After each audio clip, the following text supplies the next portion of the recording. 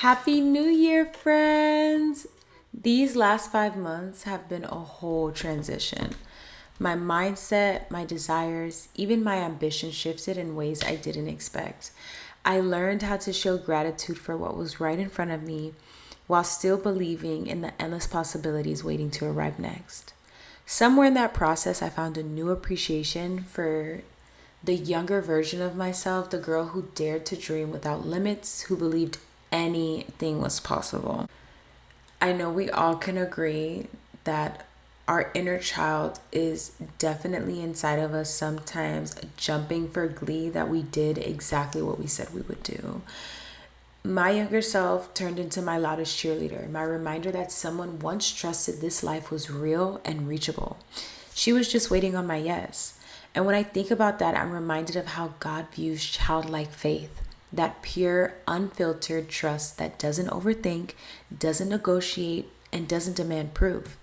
It just believes. It reaches. It says yes before it sees the outcome.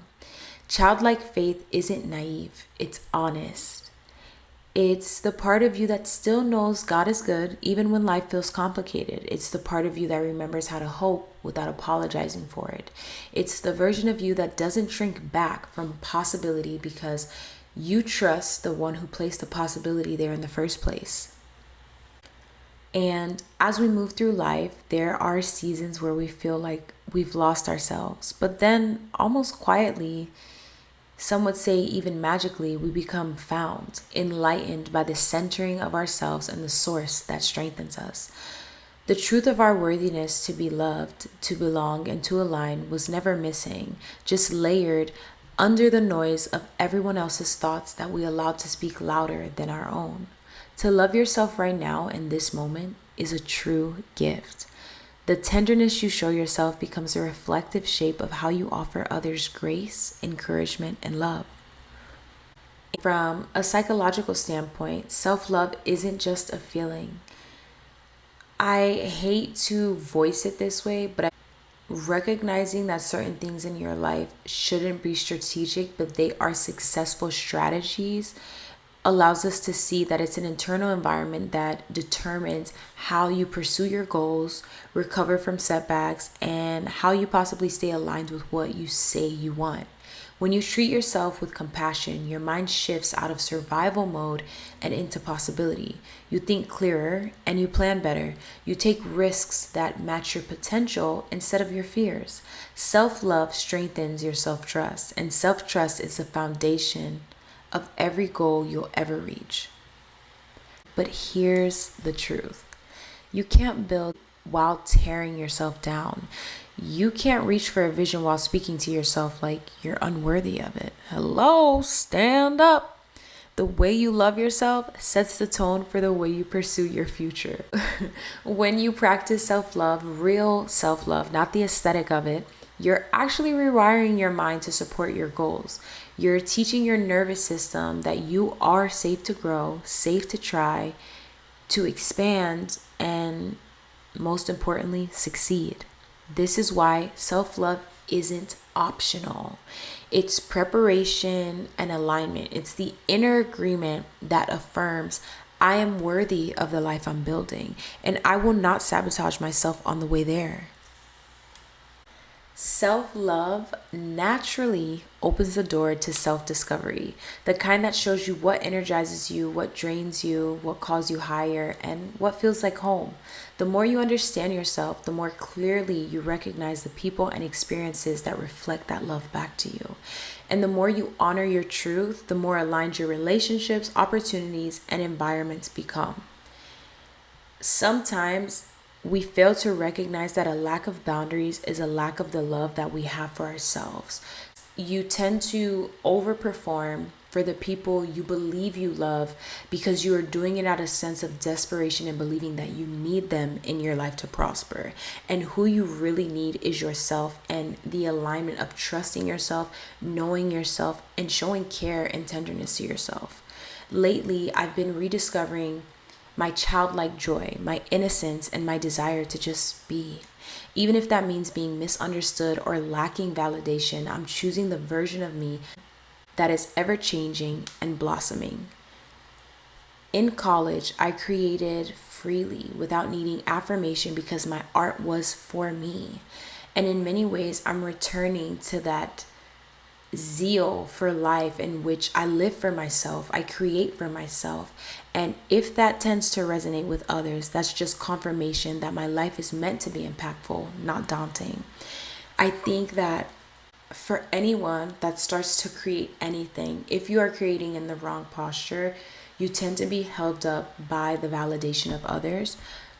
But there is a space where, in you creating for yourself, if you are that person who doesn't care about outside applause, when you're creating for yourself and you're loving what you're doing, people gravitate towards that. And then when people gravitate towards that, you tend to place yourself in a box because you feel like, oh my gosh, like now that I have had these people grow to love this thing that I once created, will they be okay with me evolving? Will they be okay with me changing?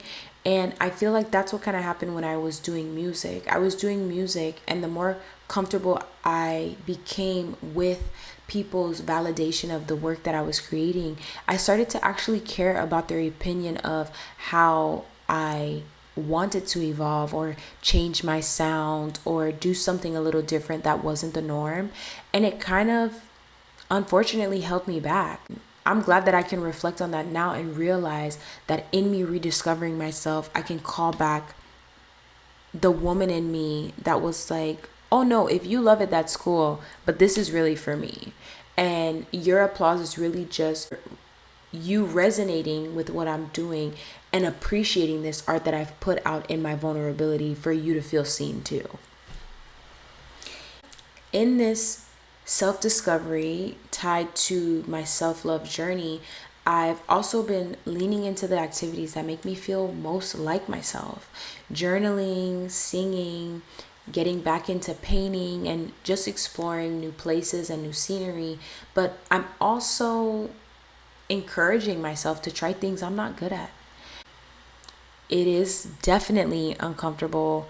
Sometimes it can feel embarrassing. I know my palms get super sweaty, but it stretches the part of my mind that resists hard things. Trying new things opens the door to new experiences, relationships, and joy. And most importantly, it's rewiring my brain to believe that I can set out to do the things that I want to do, even if I don't know how to do them. Also, I'm just grateful for the people in my life who reflect the kind of love I'm learning to give myself. The friends around me carry that same energy. They don't have to prove their loyalty or their friendship. There's just a sense of belonging and trust that surpasses time. A safe understanding that mirrors the care God expressed when He said, man should not be alone. It's the quiet assurance of, I'm here when you need me. I celebrate who you are, and I honor who you're becoming. Their softness and confidence frees me from my self-critical ways that restrict my growth and my kindness towards myself. And oftentimes I find myself looking to the Bible and realizing that God was never trying to prove Himself. He was never seeking validation. And if people were questioning who He was or not agreeing with the things He was doing in right reason, He was moving on from that, realizing that people were not able to see Him for who He really was. And I think that I have found myself recovering from a season where people weren't seeing my light or weren't seeing my passion in certain things or understanding my love and my desire to pursue certain things, which means that I kind of felt crippled in growing and pursuing the things that I wanted.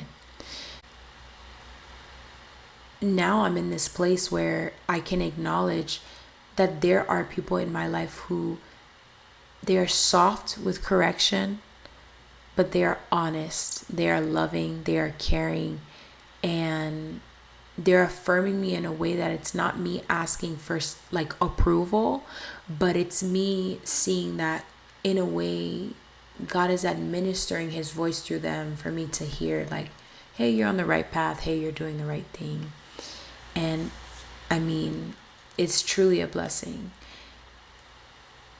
I also feel No one wants to be reminded of what they fought so hard to grow from.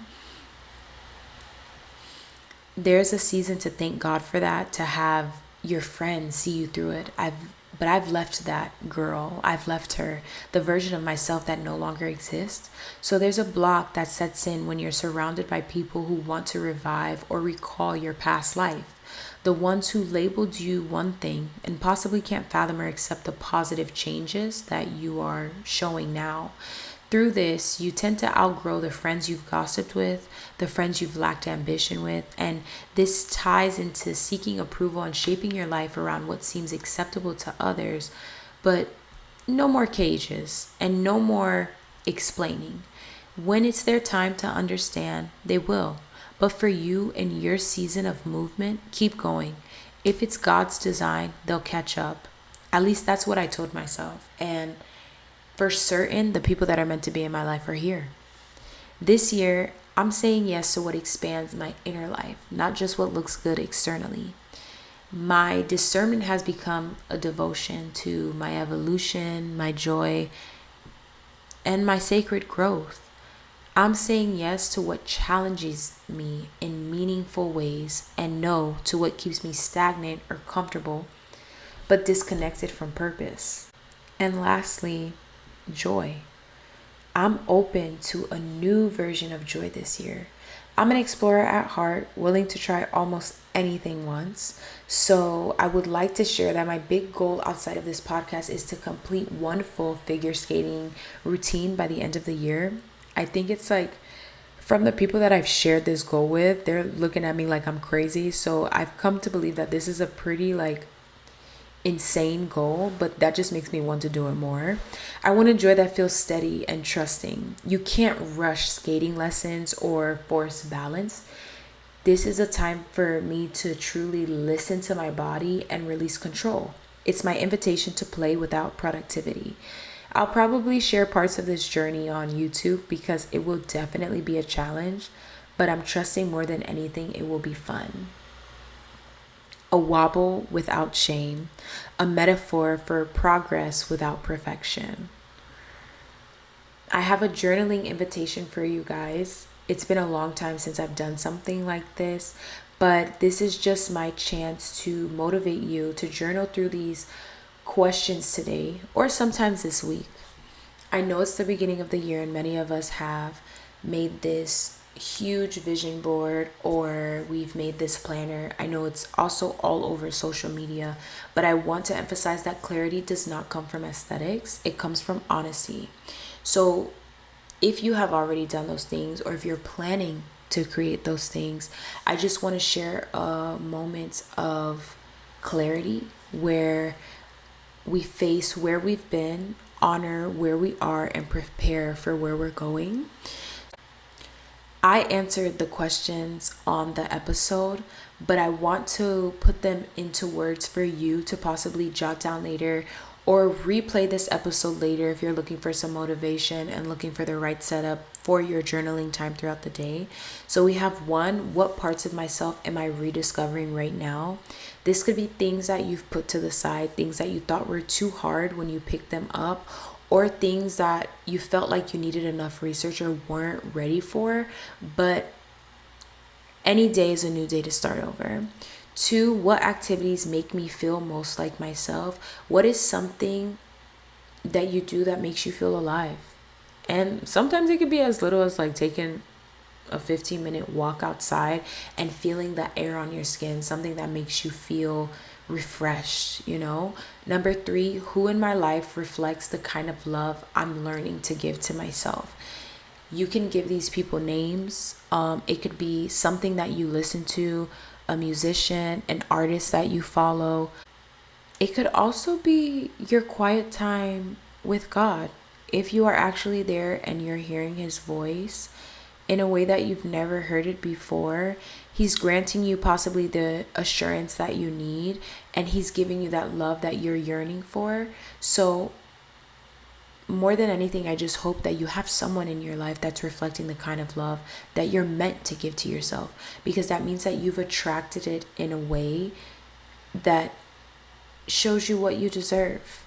Number 4, what have I outgrown emotionally, spiritually, or mentally?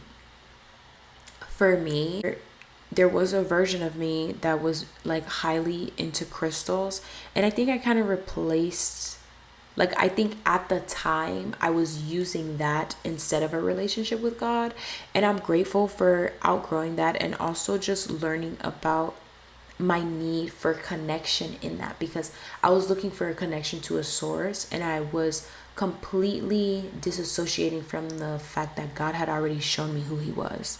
Emotionally, it could be something like feeling the need to react to things that really don't call for your attention, and mentally saying you can't do something that you're actually more than capable of achieving. Number 5, what am I learning to say yes to, and what am I learning to say no to? This is an opportunity for you to recognize the strength of your discernment and boundaries, and where you've possibly kind of lowballed yourself in life, not recognizing that you are allowed to say no and you don't owe anybody an explanation for that. And lastly, number 6, what new version of joy am I open to this year? That could be getting out there and socializing more, possibly networking, even deciding to cut back some hours at work, or trying to find a new job that aligns with who you say you want to be. Or, sitting down and designing, how people say, like a rebrand. Maybe you have a new hobby or a skill that you finally want to share with other people. You never know. Nonetheless, self-discovery is the pathway to outward love. The more you understand yourself, the more naturally you attract people and experience that honor who you are. And the more you nurture your inner world, the more your outer world rises to meet you. It's like the law of attraction. This year, may you trust your voice again. May you honor your truth without trying to box yourself in or wait for somebody else to tell you it's good enough. And may every room you enter reflect the love you've learned to give yourself. Cheers to us learning to love ourselves, learning to put ourselves first, and learning when enough is enough. I hope that this breeds positivity in your week and pushes you to pursue exactly what you're called to pursue. Happy New Year. Good luck on your journey. Good luck on your journaling. And good luck on finding that new hobby. Bye, Virtuous Gems. Until next time.